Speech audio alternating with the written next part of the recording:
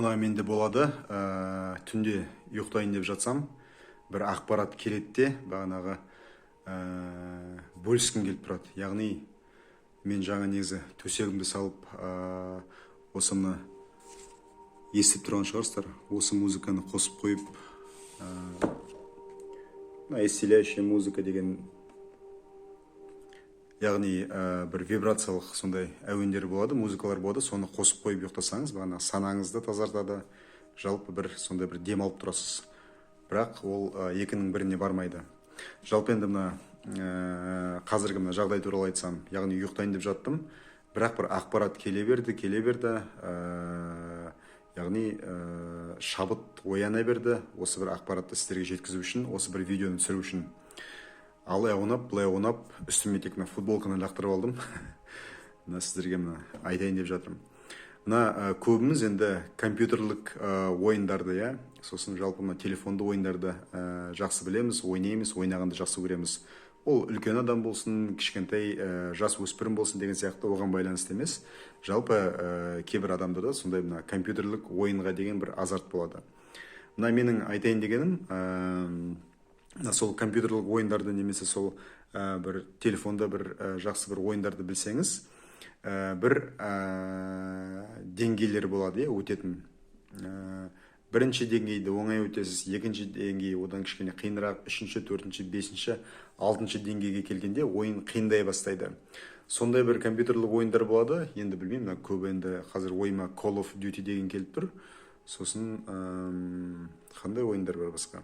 Мен өзім кішкентай кезімде D&D'ді жақсы ойнадым, Sega, сосын мына Hitman деген ойын болды ғой, компьютерде дискке жазып. Яғни бір деңгейлерді өтесің, 5-ші, 6-ші деңгейге келгенде қиындай бастайды, соны бір өте алмай жүресің. Ал кейбір достарыңыз болады, немесе қазір мысалы қандай бір компьютерлік ойында ойнайсыз, кейбір адамдар болады, бір чит кодты жазып алады. Чит код деген ағылшынша читинг, яғни бір алдау, өтірік айту деген бір мағына. Яғни сол мысалы бір деңгейді өте алмай жатсаң, сондай бір чит кодты сатып алуға болады біреуден, немесе бір жазып алуға болады. Яғни сондай бір кодты жазып жібересің, сол деңгейден өтуге саған қосымша бір қару беріледі, немесе қосымша бір күш береді саған. Ол чит кодты екінің бірі білмейді, ол кодты сатып аласың, немесе бір жерден бір деңгейлерден өтіп жазып аласың.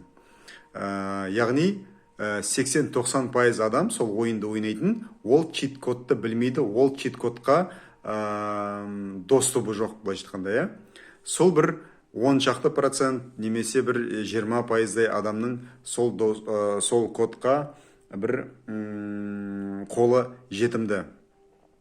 Және сол адам сол чит кодты жазып алады да, сол бағана өте алмай тұрған деңгейге пауза басып, бірдеңе қосып, сол жерге жазып жібереді де, соған бір күш беріледі, немесе қосымша қару беріледі, содан ары қарай өтіп кетеді. Сол біздің мына өміріміз, бұл матрица, бұл ойын, бұл өмірді тым күрделі қабылдамаңыздар. Сіз бұл өмірді тым күрделі қабылдаған сайын, ол өмір, яғни бұл ойын күрделене береді. Себебі бұл әлем, бұл кеңістік, бұл вселенная жоқ деген нәрсені білмейді. Сіз бір нәрсенің артынан қуып соны дәлелдей берсеңіз, деп сізге сол дәлеліңізге байланысты, сол ізденісіңізге байланысты бір дәлелдерді, анықтамаларды сізге береді. Бере береді, соның артынан кете бересіз. Ал сіз осы ойынды, осы өмірді неғұрлым жеңіл қарасаңыз, бұл өмірде сізге бұл өмір жеңіл деп сізге әртүрлі бағанағы жақсылықтарды, молшылықтарды, берекені аша береді. Бере береді.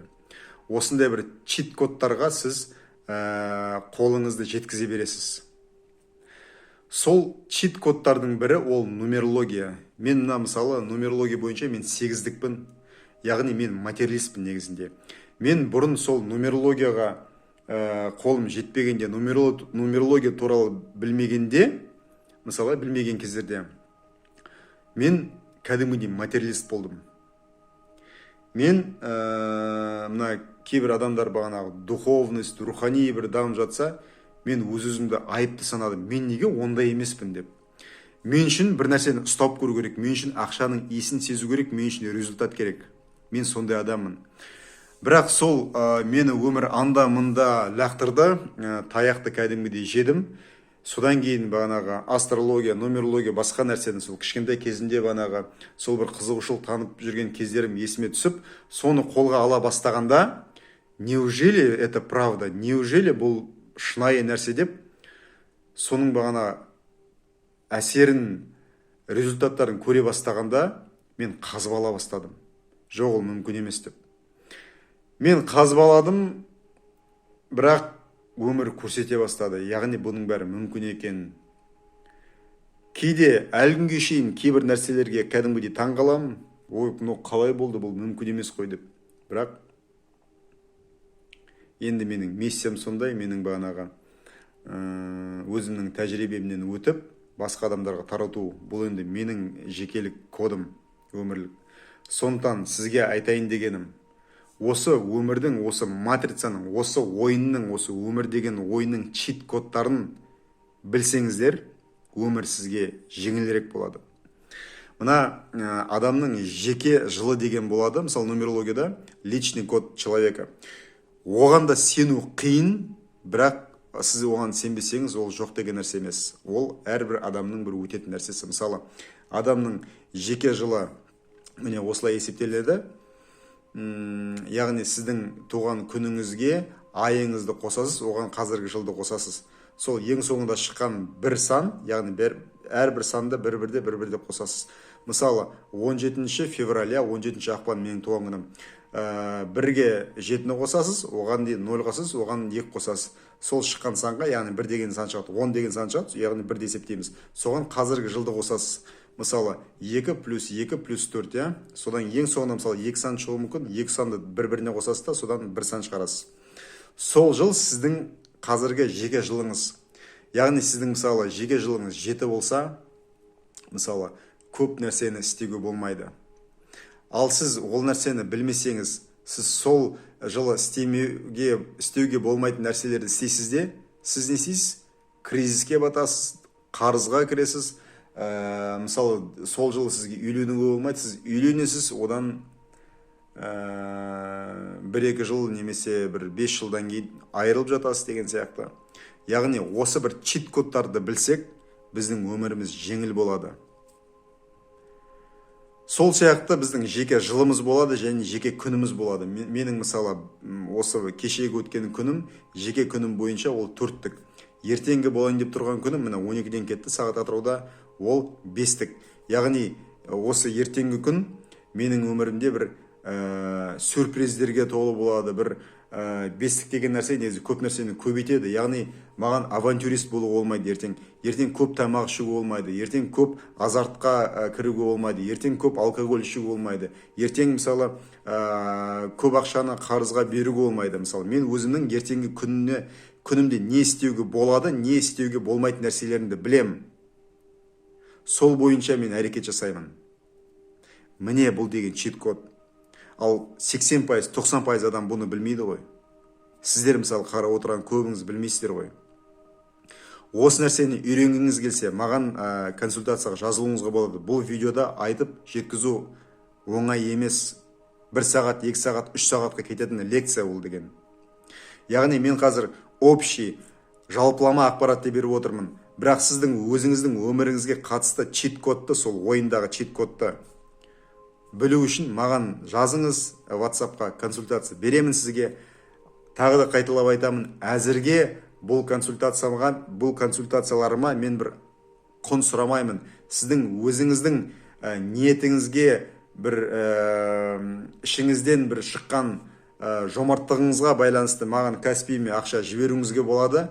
Немесе ақшаңыз жоқ болса, маған бір мен туралы пікір қалдыруыңызға болады.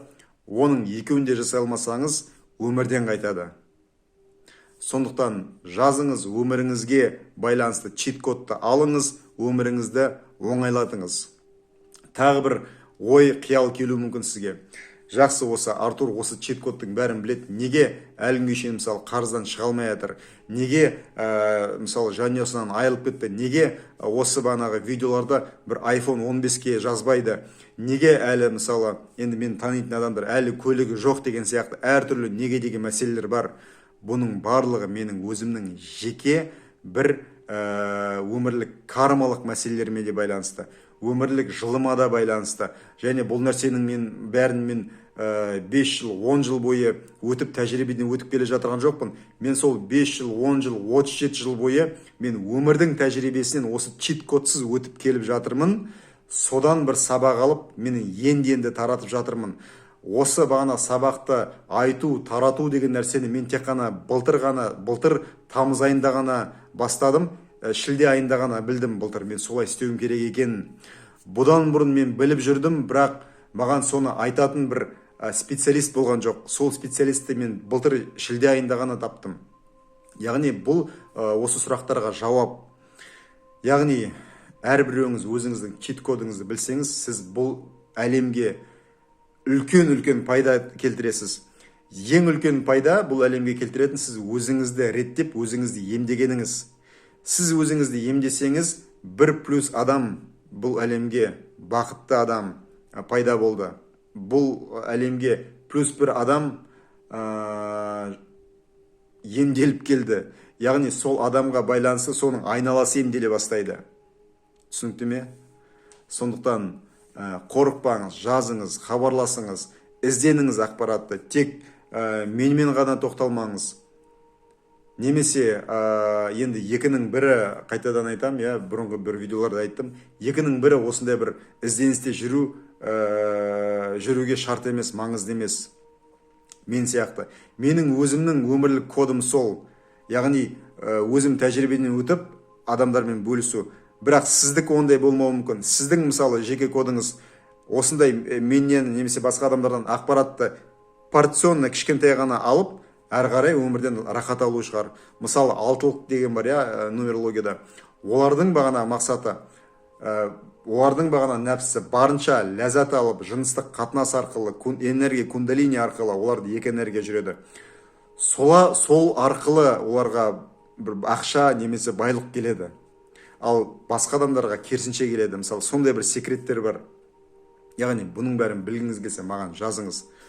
Яғни, мен консультация бергенде, мысалы, тек қана нумерология арқылы бермеймін, яғни эзотерика, жалпы психология арқылы. Және де бұл видео негізінде менің консультациям туралы емес болды, бірақ сонда да осылай айтып кетіп жатырмын, себебі енді екінің бірі өзінше бір өзінің күшімен, өзінің бағанағы еңбегімен ізденіп жатпайды, оған олардың екінің бірінің бағана қабілеті жоқ деген сияқты. Сондықтан осындай қабілеті бар адамдардан біліп, өмірлеріңізді барынша жеңілдеткен жөн. Міне мен ұйықтай алмай, аунап тұрып, әдейі футболкамды киіп, сізге айтқым келгені. Бақытты болыңыздар, бай болыңыздар.